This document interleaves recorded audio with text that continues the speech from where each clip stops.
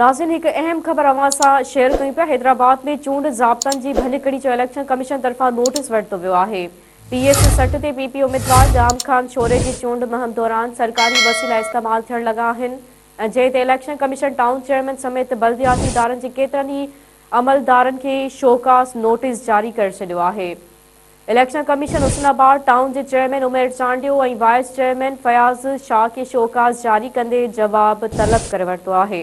नाज़रीन एक बार अवां सां अहम ख़बर शेयर कयूं पिया। हैदराबाद में चूंड ज़ाब्तनि जी भञकड़ी जो इलेक्शन कमीशन तरफ़ां नोटिस वरितो वियो आहे।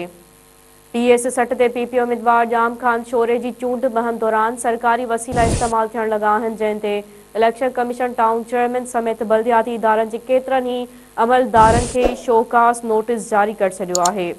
इलेक्शन कमीशन हुस्नाबाद टाउन जे चेयरमैन उमेर चांडियो ऐं वाइस चेयरमैन फयाज़ शाह खे शोकास जारी कंदे जवाब तलब करे वरितो आहे।